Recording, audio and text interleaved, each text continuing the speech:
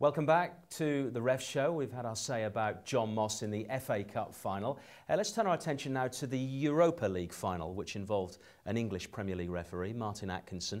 It was a difficult game to manage in a way. There were lots of yellow cards and there were lots of free kicks awarded. In fact, there were almost as many free kicks in that game as there were in the two cup finals in England and Scotland. So what sort of game do you think he had? I mean, to be honest, I thought Martin had an outstanding game. I really did. I blogged the game for youaretheref.com, and yeah, I did mention that about there's lots of little. He's picking up all the small free kicks, and that's very important early on in that sort of game, because if you miss a couple of small free kicks, then that could lead into missing bigger things, and then the players get upset with the referee because they're not getting the small little fouls that they get. And when you're refereeing to... Well, you're Spain and Ukraine in this case, didn't you? Sorry, Ukraine, yeah, front and Ukraine. And every little bit of contact, and Ursty would say, when they did play sort of foreign teams, every little bit of contact, they expect free kicks.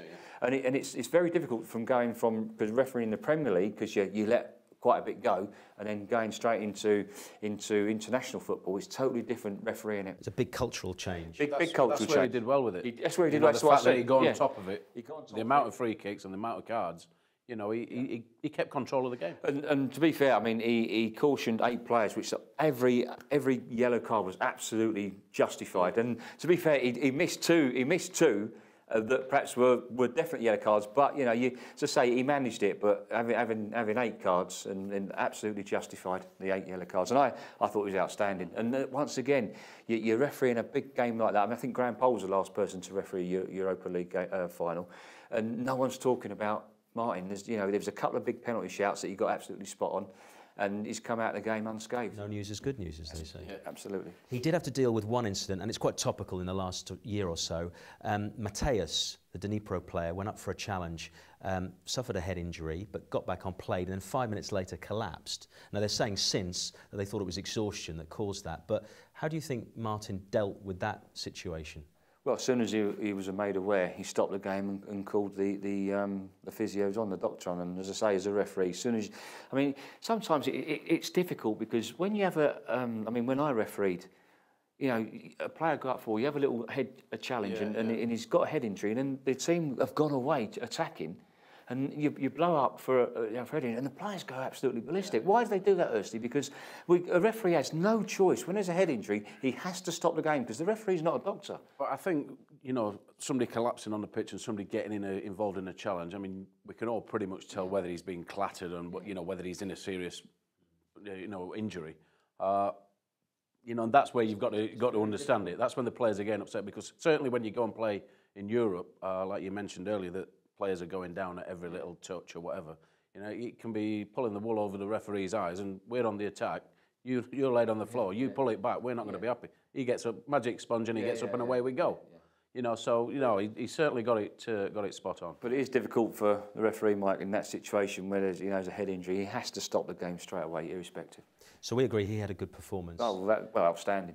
Those referees in the Premier League now finished for the season. There might be 1 or 2 commitments for others. But I always wonder, what do you do in the summer? Do you go straight out onto the coaching field, training field? Well, you can see now that I've finished, can't you, hey? It doesn't have the porridge anymore. I'm looking like Ursty. I've been sat next to him too much. But no, I mean, a lot of them, I think, I understand some of the lads have already done their fitness test for next season. Some won't do it because they're a bit tired and they'll do it just before the season starts. But it's exactly the same with players. You've got to watch what you eat. You've got to watch what you drink. I used to give myself, from this moment now, I used to give myself sort of 3 or 4 weeks off, and then straight back in the gym. But looking after myself, what you know, looks at what I ate, what I drank.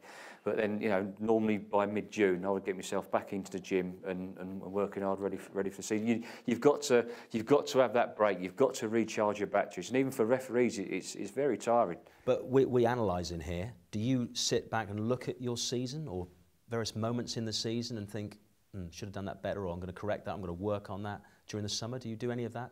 Yeah, you don't tend to do that during the summer. I mean, the referees have a big conference they attend and they go to, and they look at specific themes, you know, what's gone on through the season. But as a referee, you do that because you get a DVD of the game. So you do that, you know, after the game. You most probably do that on a Sunday morning, or, you know, after, you know, watching Match of the Day, having a glass of whiskey and a Smith and Weston at the. Or sometimes you don't even bother looking at it because you know what the outcome is. Yeah. Or, you know, often if you do make the mistake, you look at where you could have improved, how you got that right, your positioning, you know, go through your thought process, and could I be in a better position? So, yeah, they do look at that. They do look at their performances. Well, during the course of the summer in the closed season in Europe, we're going to be taking a closer look at MLS in the United States. And of course, we have RefCam on one particular game in MLS. Last night it was Seattle against New York. It was managed by a guy called Jose Carlos Rivero, and he awarded a free kick just outside the penalty area for a handball. The situation was the defender headed the ball out against his teammate, who was literally a yard away with his back to him. So not deliberate. Dave was already chuckling. Well, no free kick because it led to a goal. Well, I'm chuckling with him.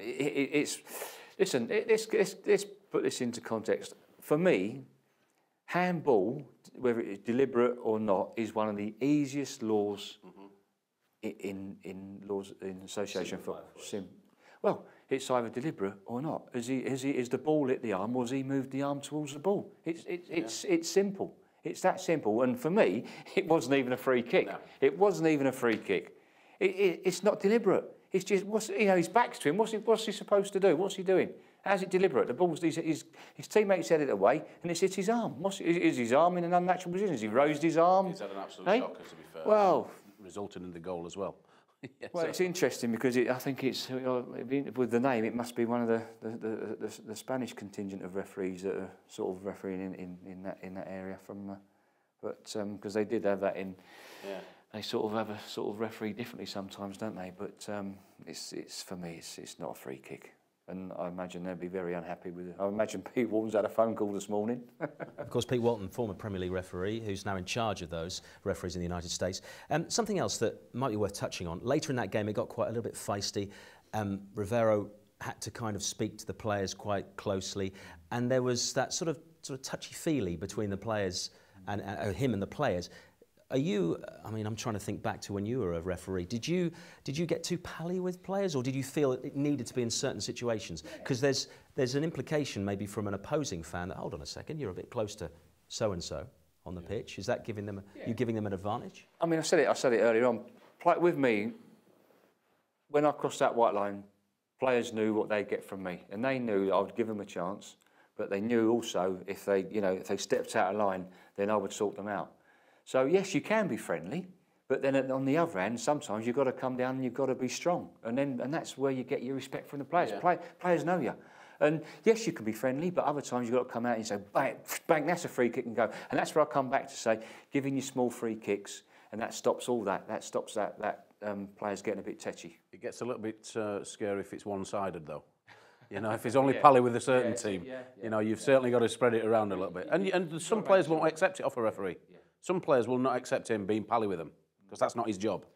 You know, other players, he'll like, I would imagine as a referee, you're going out there, you'd like to get pally with a couple of the players on both sides because he can so often make it a lot easier job for you. Yeah, I mean, people that you can speak to who are going to have a word with their own players. Some players didn't like it. You try and speak and say, don't speak to me. Don't want to speak to you. I thought, fine, okay, no problem. I won't speak to you.